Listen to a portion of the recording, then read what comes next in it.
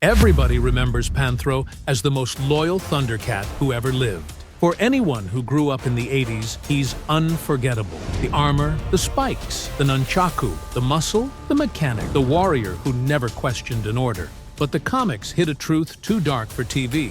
Panthro's loyalty was never a choice. It was a sentence. This is the Panthro the cartoon never showed you. The animated series gave us the basics. Panthro was the team's engineer. He built the Thundertank. He kept the Cats Lair running. He fought when no one else could.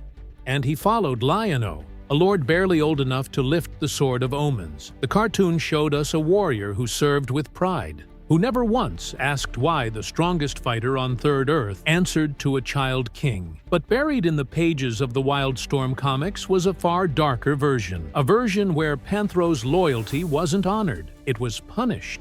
In 2003, Wildstorm published ThunderCats: The Return. Mumm-Ra had conquered Thundera. The ThunderCats were prisoners, and Panthro was down in the mines, enslaved, his armor stripped away, his nunchaku confiscated, his body covered in scars the cartoon never drew. The strongest warrior on the planet reduced to property. But the return was only the beginning of what the comics put Panthro through.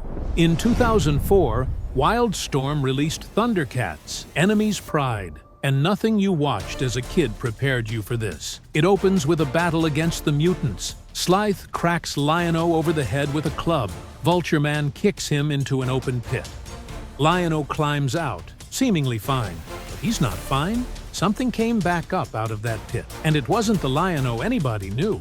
He starts acting erratically, abusing Snarf, muttering to himself behind closed doors, building something called the Thunder Guard, an army of young Thunderian soldiers trained to enforce his will.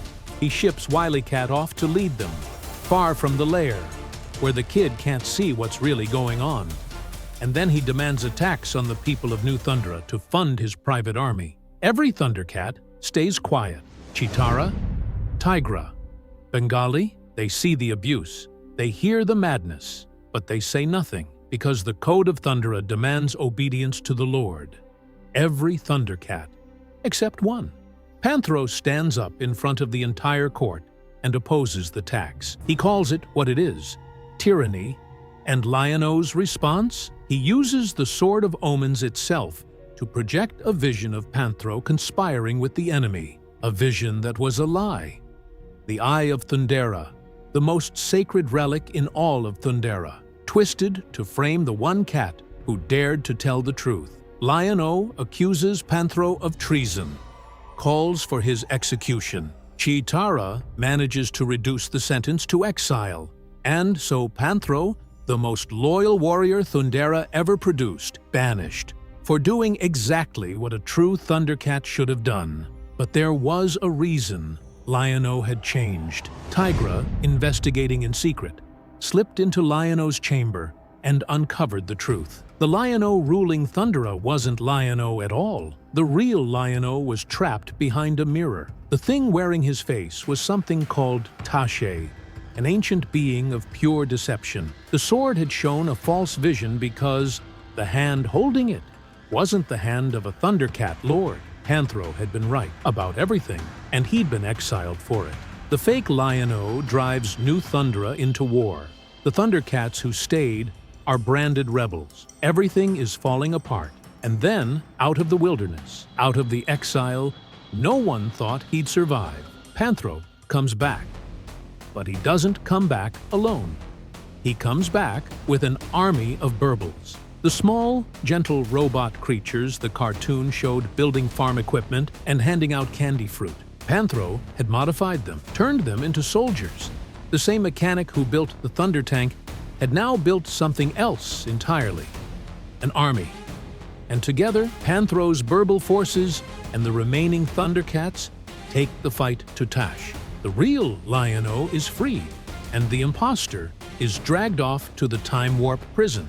But the question lingers. The other ThunderCats stayed silent.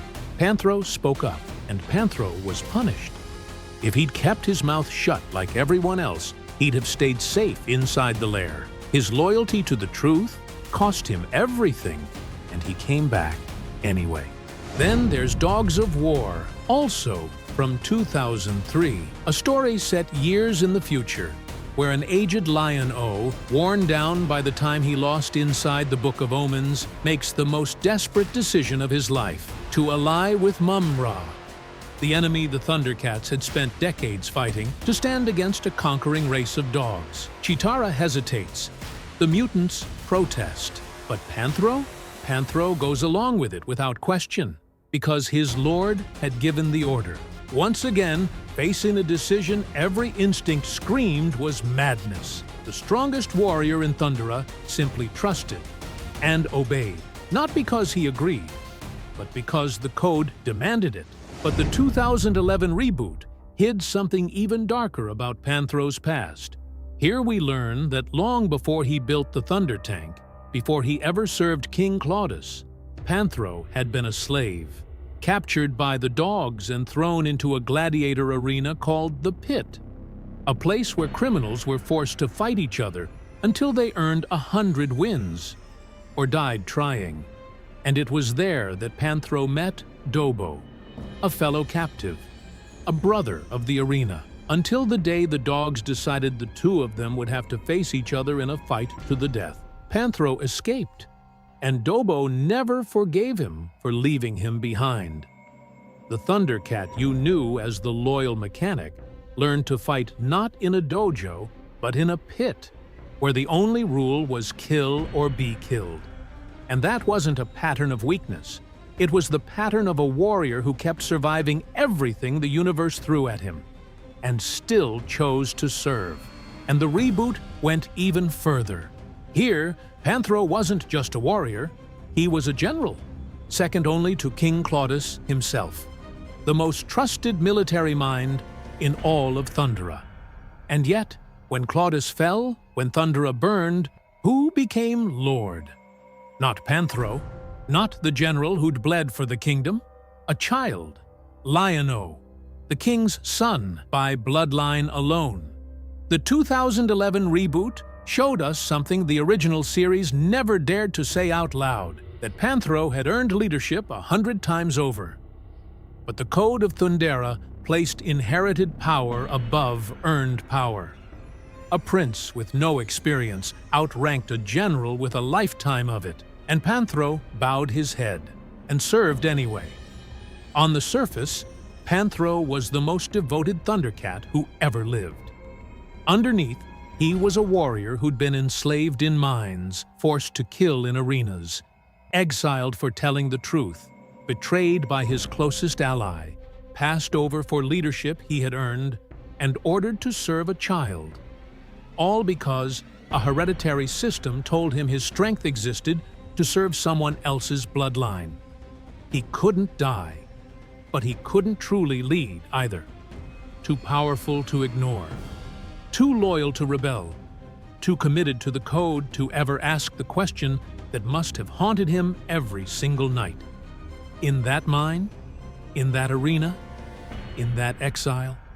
Why am I following when I should be leading? If you're hearing this and realizing Panthro's story is more complicated than you ever imagined, you're not alone. Hit subscribe, because every week we dig into the hidden stories the cartoon never showed you. Panthro built the Thundertank. He built the Cats Lair. He built an army of modified Berbils that saved an entire planet. And he did all of it while carrying the weight of a past no one on the team ever asked him about. He was enslaved, and he came back. He was exiled for telling the truth, and he came back.